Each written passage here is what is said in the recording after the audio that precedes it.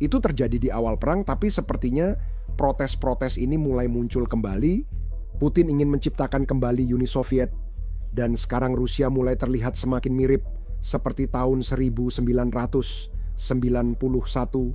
Anak muda Rusia turun ke jalan, meneriakkan slogan anti perang dan menuntut pergantian rezim.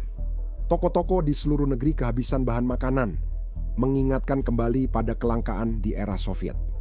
Bahkan para pendukung terkuat perang ini pun memprotes keputusan Putin. Kehancuran ekonomi ini adalah satu ancaman yang tidak bisa dibom, dilarang, atau dihindari oleh Putin. Putin kehabisan waktu dan dia akan segera menyadari bahwa musuh terbesarnya bukanlah NATO, melainkan gravitasi.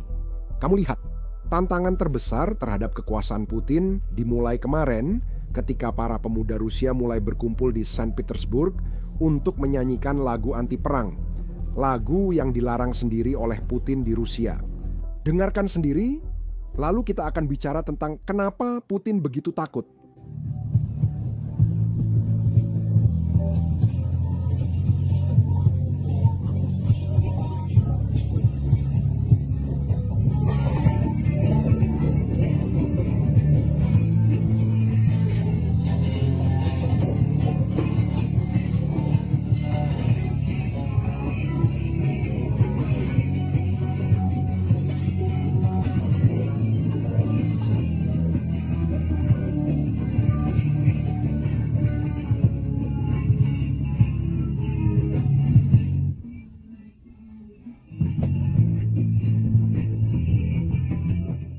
Jadi ini bukan sekadar lagu anti perang. Lagu ini secara terbuka menyerukan perubahan rezim di Rusia. Itulah alasan Putin takut padanya. Pada 2023 saat lagu itu dirilis, Putin langsung melarangnya. Rapper yang sebenarnya menulis lagu itu harus meninggalkan negara karena Putin mengejarnya. Jadi mari kita bahas liriknya sedikit. Karena jika kamu pecinta sejarah, ini adalah tambang emas. Lagu ini berjudul Danau Angsa Koprasi. Chorus yang baru kita dengar dan dinyanyikan semua orang di klip itu pada dasarnya berarti aku ingin menonton balet, biarkan angsa-angsa menari. Sekarang referensi tentang angsa sebenarnya merujuk pada lagu klasik Rusia yang terkenal berjudul Danau Angsa karya Choshovsky. Tapi bagi banyak orang Rusia, terutama mereka yang hidup di masa Uni Soviet, lagu ini punya makna yang berbeda. Jadi, di bawah pemerintahan Uni Soviet, setiap kali pemerintah punya kabar buruk, lagu ini akan diputar berulang-ulang di setiap televisi di Uni Soviet. Mereka memutar lagu itu saat Brezhnev meninggal, mereka memutar lagu itu saat penggantinya Chernenko meninggal, dan mereka memutar lagu itu saat penggantinya Andropov meninggal. Namun, kebanyakan orang Rusia mengenal lagu itu dari tahun 1991. Pada bulan Agustus tahun itu, lagu ini mulai diputar berulang-ulang tanpa alasan apapun. Orang-orang tahu ini berarti kabar buruk, tapi sebagian besar orang Rusia mengira bahwa itu karena Gorbachev meninggal atau seseorang yang penting telah meninggal. Tapi itu bukan yang sebenarnya terjadi. Saat lagu itu diputar berulang-ulang, tank-tank melaju di jalanan Moskow. Sebuah kudeta sedang berlangsung.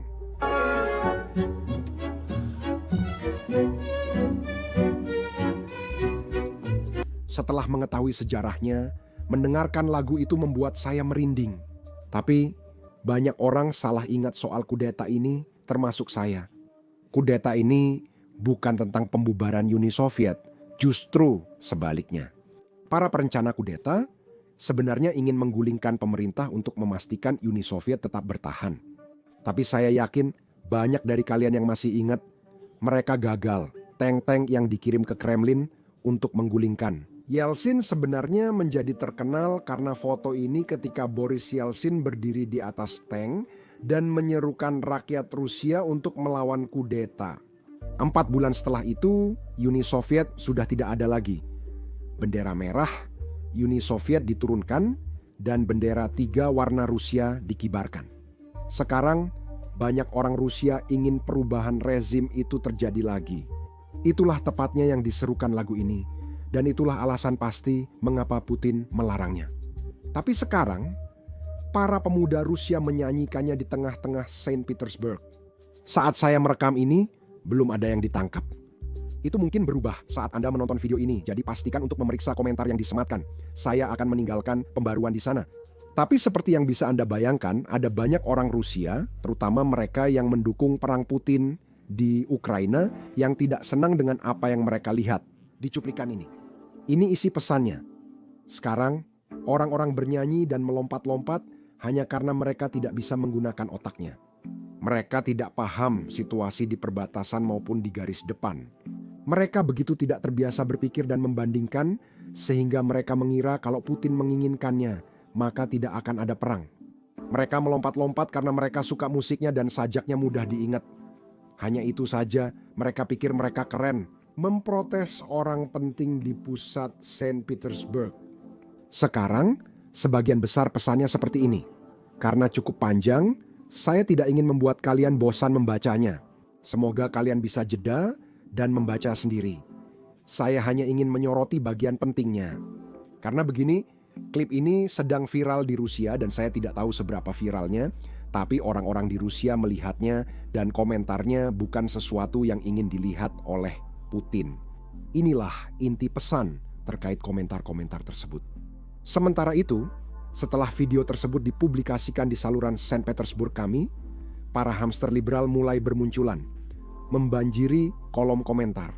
Dengan bantuan bot Ukraina, mereka mulai aktif menyerukan hal serupa di kota lain. Jadi itu menarik karena saya pikir bahkan para pendukung perang pun mulai menyadari bahwa ada banyak orang yang tidak mendukung perang, dan itu menarik. Sementara komentator lain mengatakan bahwa anak muda tidak tahu apa yang mereka minta. Dan inilah maksud saya. Saat kalian yang bodoh menonton balet dan tarian angsa, yaitu pergantian rezim, kalian akan sial. Pokoknya, sebelum kalian ngomong-omong kosong seperti itu, tanya dulu ke kerabat yang lebih tua yang membesarkan kalian bagaimana rasanya saat angsa menari dan bilang ke mereka apa yang kalian inginkan. Dasar bodoh. Nah, komentar terakhir ini sebenarnya membawa saya ke poin penting tentang Rusia. Kalian lihat, banyak orang di Rusia saat ini sebenarnya melihat runtuhnya Uni Soviet sebagai sebuah rasa malu bagi orang Rusia. Mereka menganggap itu seharusnya tidak terjadi. Itu berarti bukan hanya Putin yang memang pernah menyebut runtuhnya Uni Soviet sebagai salah satu bencana geopolitik terbesar abad ke-21. Jadi bukan hanya Putin yang membenci runtuhnya Uni Soviet dan ingin membangunnya kembali. Banyak orang Rusia juga merindukan masa-masa itu. Mereka mengenangnya sebagai masa indah dulu. Karena sebenarnya demokrasi tidak benar-benar hadir di Rusia, bahkan setelah Uni Soviet runtuh. Saat Putin berkuasa, ia mengubah sistem agar berwenang penuh. Dan kemudian dia pada dasarnya mencuci otak penduduknya untuk mempercayai bahwa Uni Soviet sebenarnya adalah masa-masa indah dulu. Banyak orang Rusia menganggap Rusia sebagai kekuatan utama di Uni Soviet dan ingin kembali ke masa itu. Yang mana agak mengonfirmasi pepatah terkenal tentang Rusia yang berbunyi, di Rusia masa depan itu pasti justru masa lalunya yang terus berubah. Orang Rusia yang kini tinggal di Rusia tidak tahu soal rak kosong, kelaparan massal, gulag, dan menunggu 10 tahun untuk mendapatkan mobil sederhana. Mereka tidak tahu hal-hal buruk tentang Uni Soviet, dan mereka berpikir Uni Soviet runtuh karena Gorbachev adalah pemimpin yang lemah. Mereka tidak pernah benar-benar belajar tentang masalah struktural di Uni Soviet dan ekonomi yang dikendalikan negara. Dan itulah tepatnya alasan mereka ingin membangunnya kembali. Tapi begini, Putin adalah seorang murid sejarah dan meskipun pandangannya tentang sejarah agak terdistorsi, dia tahu bahwa Uni Soviet runtuh karena masalah ekonomi. Dan dia tahu bahwa Rusia sedang menuju ke arah yang sama. Begini, protes ini memang masalah besar tentu saja, tapi protes sudah terjadi di Rusia selama sekitar sebulan terakhir. Dan protes terakhir sebelum ini yang terjadi hanya 3 hari yang lalu juga sedang berlangsung karena orang-orang marah terhadap Putin yang menaikkan pajak. Orang-orang tidak suka bagaimana pajak naik sementara gaji mereka semakin kecil dan inflasi meningkat, jadi harga makanan dan kebutuhan pokok juga naik. Lihatlah ini. Ceritakan kepada Anda tentang biaya daur ulang. Ya, menurut saya itu akan terlalu tinggi. Jika mereka menyetujuinya, itu hanya akan menjadi jumlah uang yang tidak tertahankan bagi orang-orang. Dan secara besar keseluruhan, timur jauh Rusia akan ditinggalkan tanpa pekerjaan dan tanpa keuangan. Pada dasarnya, tanpa apa-apa sama sekali. Maksud saya orang-orang sama sekali tidak akan bisa mengganti mobil mereka. Benar-benar tidak bisa, terutama ke mobil listrik atau hibrida. Saya misalnya, secara pribadi memiliki mobil listrik. Biaya daur ulang baru akan sekitar 1.530.000 rubel, tapi mobil listrik saya harganya 120.000 rubel. Ternyata biaya daur ulang hampir sama, bahkan lebih mahal dari harga mobil. Itu pendapat saya. Saya ada kesini untuk mendukung masyarakat dan menyuarakan pendapat.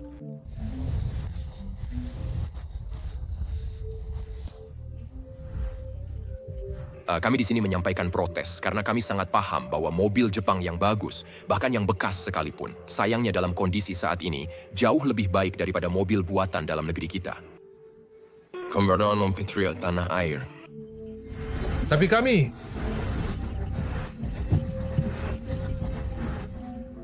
kami ingin produsen mobil kami memiliki kualitas setinggi mobil-mobil asing yang kami beli. Yang paling mengganggu saya dalam hidup adalah ketika pemerintah memperlakukan kami seperti orang bodoh, mengira kami tidak mengerti apa-apa dan akan menerima begitu saja setiap inisiatif yang mereka ajukan, meskipun kami tidak menyukainya. Jadi begini, Putin baru saja mengesahkan undang-undang baru yang menaikkan pajak pertambahan nilai di Rusia yang mirip dengan pajak penjualan dan sekarang menjadi 22%. Seperti yang Anda dengar di klip tadi, 1/5 dari setiap pembelian adalah pajak dan bukan hanya pajak pertambahan nilai. Sekarang mereka punya berbagai jenis biaya, mereka punya berbagai jenis pajak untuk usaha kecil yang sebelumnya tidak ada. Selain itu, inflasi naik, pajak penjualan diterapkan, dan banyak orang tak mampu membeli makanan. Sudah banyak yang kita bahas di video sebelumnya, jadi kamu bisa lihat alasannya di sana. Orang Rusia yang sebenarnya mendukung perang di Ukraina pun tetap sangat tidak bahagia. Mereka tak peduli jutaan orang Rusia mati di Ukraina. Itu tidak merugikan dompet mereka, tapi mereka peduli ketika penghasilan mereka berkurang dan pajak yang harus mereka bayar semakin besar. Dan Putin tahu hal-hal seperti itu bisa menjadi ancaman yang lebih besar daripada kerugian di Ukraina. Dan itulah alasan kenapa dia menggunakan alasan drone Ukraina untuk mematikan internet. Namun, beberapa orang tidak senang karena melihat ini bukan soal drone Ukraina. Putin tak perlu larang panggilan di Telegram dan WhatsApp demi hentikan drone Ukraina. Dia melakukan itu karena dia tidak ingin orang-orang menggunakan aplikasi di mana dia tidak bisa melihat apa yang mereka bicarakan. Itulah sebabnya dia memaksa orang Rusia meninggalkan Telegram, WhatsApp, dan memakai aplikasi baru buatan Kremlin. Namanya Max. Saya tidak tahu apakah itu permainan kata, tapi intinya berarti penjara maksimum. Dia ingin semua orang memakainya karena itu buatan Rusia dan aman untuk orang Rusia. Tapi banyak orang Rusia menyadari bahwa itu sebenarnya tidak benar dan mereka tidak ingin WhatsApp hilang. Ada protes di Rusia di mana warga meminta perusahaan Amerika tidak dilarang di sana. Hanya Putin yang bisa mewujudkan itu. Saksikan sendiri. Kembalikan koneksi kami. Pemblokiran panggilan telepon memicu ketegangan sosial dan aksi turun ke jalan. Tak seorang pun ingin dilarang melihat dan mendengar orang yang dicintainya. Several organisasi politik kami tak bisa mengabaikan hal ini. Kami telah bekerja lama di Voronezh membela hak-hak mahasiswa dan pekerja. Dan sebenarnya kami telah menjadi satu-satunya di kota ini yang bisa berbicara atas nama orang-orang ini, warga biasa Voronezh. Asyik mengatakan bahwa pas kami menentang ini dan kami tidak puas. Kami berkumpul di sini berdasarkan hak-hak yang dijamin oleh konstitusi kepada kami. Kami menentang kebijakan ini karena melanggar hak konstitusional, termasuk kebebasan informasi dan komunikasi. Kami sebagai komunis menolak pembatasan kebebasan. Itu saja yang bisa saya sampaikan hari ini. Jika kalian suka dengan pembaruan ini, jangan lupa tekan tombol like dan subscribe di bawah ini. Kami menargetkan 2 juta pelanggan sebelum akhir tahun, jadi subscribe kalian sangat membantu. Terima kasih.